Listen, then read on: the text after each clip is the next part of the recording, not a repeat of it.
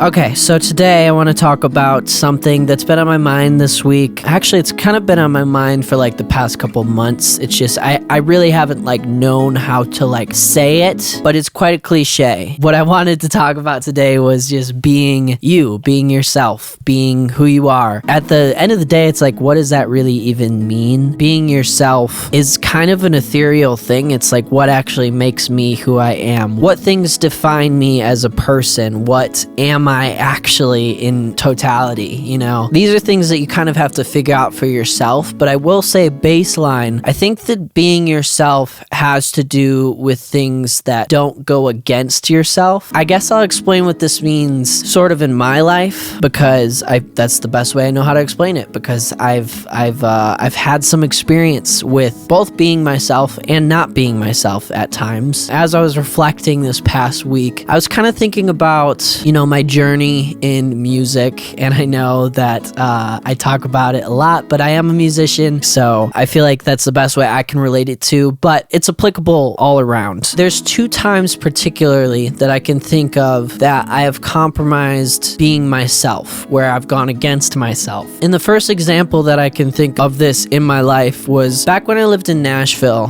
I kind of got on this path where I felt like I had to write fake songs in order to make it in the industry, if you will. What that basically looked like was me writing, you know, breakup songs, and me writing songs that weren't necessarily things that I was going through, but they were things that, you know, maybe I translated some of my emotions into the songs. But at the end of the day, like, they weren't really true to me. I realized at the end of my time living in Nashville that I had spent all this time writing these songs that really didn't mean anything to me. When I realized that, I realized why I had been so unhappy for the last year of that time. I think being yourself is just doing something that goes with you. And if you feel like at any point you're doing something that doesn't go with you, you feel like you're kind of fighting against it, I think that's a perfect example of just not being you, not being yourself. I just want to encourage you, even in the times where it feels like you're getting rewards for not being yourself, to kind of go back on it, because at the end of the day, I just don't think that you can be happy if you're not being yourself. I can attest to that. You know, for the past 6 months of doing covers, you know, I grew a lot on TikTok, but at the end of the day, it's not something that I love, and it's not something that I enjoyed doing. And so when I cut back on doing that, and when I started doing reposts and started doing a lot more of my own stuff and started not caring as much about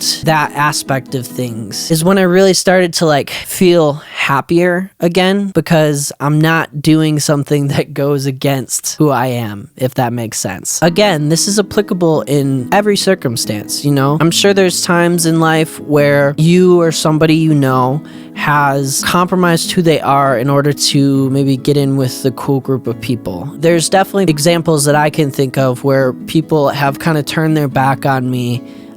Specifically in high school, I remember there was this kid that I was friends with my freshman year. Or was it my sophomore year? One of those years. He was very different than me. He was, you know, not a theater kid, not into anything that I was into. But we were friends regardless, because we just had fun together. We talked a lot. And then I remember the next year coming into high school and seeing him being like, oh, hey, hi. Because we weren't really friends outside of school. It was more just like school friends, right? He kind of turned his back on me. He like, I think he felt weird being friends with me because I was a theater kid. And so, you know, he called me some names that I won't repeat, but it was mean. It didn't necessarily like hurt my feelings that much, but going through high school, I just remember seeing him seem less and less happy and have less and less friends. And, you know, I think that's an example of someone that kind of went against themselves in order to compromise to be with the cool crowd or whatever. I don't know. That was just another story that popped into my head. I thought it was interesting. I guess at the end of the day,